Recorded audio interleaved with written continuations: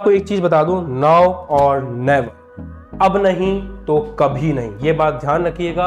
ये last attempt है। जो बच्चों ने कुछ भी नहीं पढ़ा वो पास हो सकते हैं, जो एवरेज है वो टॉपर बन सकते हैं, और जो टॉपर हैं मतलब पढ़ चुके हैं सब कुछ, वो 100 में से 100 लाने की क्षमता रख सकते हैं। दिस इज नाउ एंड और नेवर रिमेंट। अगर अब नहीं पढ़ा तो फिर कभी नहीं पढ़ पाओगे। अंतिम समय है, 18 घंटे, 19 घंटे, 20 घंटे, भूल जाओ सोना है। अगर दिन में 2 घंटे की नींद मिलती है तो 2 घंटे की नींद लो, 4 घंटे की नींद मिलती है 4 घंटे की नींद लो, जब तक तुम्हारा शरीर थक करके गिर नहीं जाए।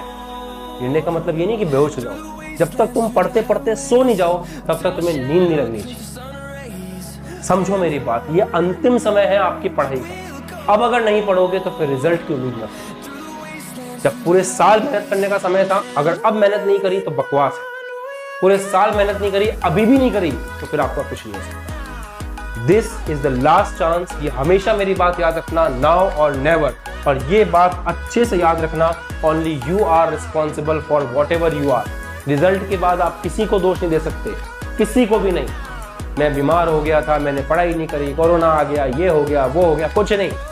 केवल तुम जिम्मेदार हो जो भी तुम बनोगे। Only you are responsible for whatever you are. और ये बात ध्यान रखना, ये कही है स्वामी विवेकानंद जी ने। स्वामी विवेकानंद जी ने ये बात कही है कि only you are responsible for whatever you are. आप जो कुछ भी हो उसके लिए केवल और केवल आप जिम्मेदार। ये बात भूलना मत हमेशा। इसलिए अब आपने अगर पढ़ाई नहीं करी तो आपके रिजल्ट के जिम्मेदार केवल आप होंगे, और अगर आप पढ़ाई करते हैं तो भी अच्छे रिजल्ट के जिम्मेदार केवल आप। उम्मीद करता हूं मेरी ये बात आपको अच्छे से जाए।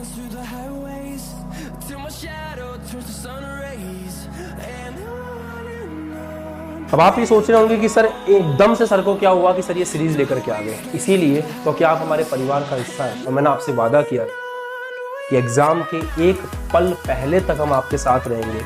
और मैं ये चाहता हूं कि जब आप एग्जाम से बाहर निकलें तो आपका चेहरा ऐसा होना चाहिए, आपकी जितनी भी बत्ती सी है वो सारी बाहर आनी चाहिए, और आप खुश होकर के एग्जामिनेशन हॉल से बाहर आने चाहिए। उसके लिए लास्ट एफर्ट, लास्ट मेहनत जो है हम आपके साथ करने जा रहे हैं। बस आपका सपोर्ट चाहिए होगा। आपको रेगुलरली क्लास में आना है, आपको पढ़ाई करनी है, आपको अच्छे से सेशंस अटेंड करने हैं, कॉपी पेन लेकर के बैठना है, और सेशन खत्म होने के बाद 1 घंटे में आपको इसको रिवाइज करना है। इसीलिए ये सीरीज आपके लिए लाई गई है।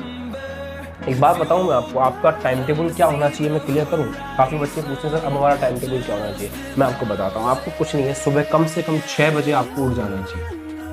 ये मैं अपने हिसाब से बता रहा हूँ। कुछ बच्चे रात को लेट नाइट स्टडी भी करते हैं, है ना। कुछ रात के उल्लू होते हैं, कुछ सुबह के मुर्गे होते हैं। तो जो सुबह के मुर्गे हैं, ठीक है, सुबह वाले मुर्गे जो सुबह जल्दी उठते हैं उनके लिए बताता हूँ, फिर मैं रात के उल्लुओं के लिए बताऊंगा। जो सुबह वाले मुर्गे हैं वो 6 बजे उठिएगा।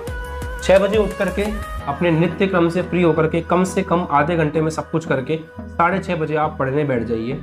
6:30 से 7:30, 8:30, 9 बजे तक आप पढ़िए, ठीक है।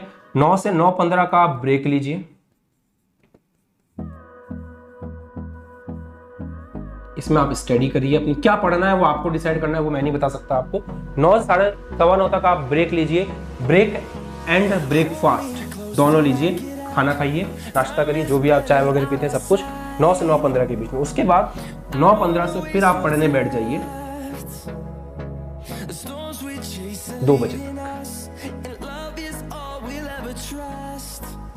स्टडी करनी है फिर से।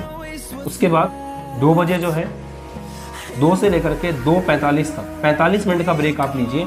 इसमें आप खाना खा सकते हैं, घूम सकते हैं, पिक्चर देख सकते हैं, इंस्टाग्राम चला सकते हैं, फेसबुक चला सकते हैं, जो आपका मन है। उसके बाद 3 बजे से 9:30 बजे तक तो हमारे साथ आप हैं। 3 से 9:30 तक दिख रहा है आपको, ठीक है। 3 से 9:30 तक जो है आप ASL के साथ पढ़ाई कीजिए। फिर 9:30 से 11 रात को, 9:30 से 11 जो ASL में पढ़ा है उसका रिवीजन कीजिए। जो आपको आज पढ़ाया गया है उसका रिवीजन कीजिए, तभी ये 6 घंटे की मेहनत आपके काम है। 11 बजे बिना समय खराब किए आप सोने चले जाइए, और फिर 7 घंटे की नींद लेकर के सुबह 6 बजे उठिए। ये शेड्यूल फॉलो करो। जो सुबह के मुर्गे हैं, जो रात के उल्लू हैं वो सुन लीजिए। रात के उल्लुओं को सुबह 10 बजे उठना है, रात को लेट तक पढ़ाई करोगे तो ऑब्वियसली बात है सुबह लेट तक उठोगे। 10 बजे उठिए, 10 बजे उठ करके 10 बजे वेकअप, उसके बाद 10 से लेकर के 10-15 तक, मैं एक रफ टाइम बता रहा हूँ, अपने हिसाब से बना सकते हो। आप ब्रेकफास्ट कीजिए, उठते ही ब्रेकफास्ट कीजिए। क्यों? क्योंकि आप लेट उठे हैं। ये लोग उठ के पढ़ाई करके फिर ब्रेकफास्ट कर रहे हैं क्योंकि जल्दी उठे थे। आप लेट उठे, सीधा ब्रेकफास्ट करो। ब्रेकफास्ट करके 10:15 से पढ़ना शुरू कर दो। या चलो ठीक है, आप अपने नित्य क्रम से निवृत्त भी हो गए तो 10:30 से आप स्टडी करने बैठ जाओ और 10:30 से लेकर के 2 बजे तक आप स्टडी कीजिए। ठीक है, 2 बजे आप उठ के 2 से 2:45 आपका लंच टाइम है, आप लंच कर सकते हैं। 3 से 6 आप ASL के साथ हैं। 3 से 9:30 सॉरी 3 से 9:30 आप ASL के साथ हैं। 9:30 से वापस पढ़ने बैठ जाइए। देखो 10 बजे आप उठ रहे हो तो अगर हम बात करें कि आपको नींद चाहिए 7 घंटे की तो आप 9:30 से सुबह 3 बजे तक पढ़ो। ये रात के उल्लुओं के लिए, मतलब दिन में अगर देखा जाए तो आप 7 घंटे की नींद ले रहे हो और 7 घंटे की नींद 7 घंटे की नींद बहुत होती है।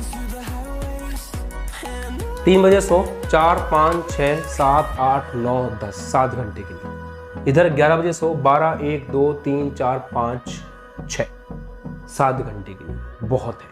वैसे 6 घंटे की नींद होती है पर आप बच्चे हो तो 7 घंटे की नींद है। उसके बाद उठो, अपनी पढ़ाई में लग जाओ। याद रखना ये टाइम टेबल, याद रखना नाउ और नेवर, अभी नहीं तो फिर कभी नहीं। डन।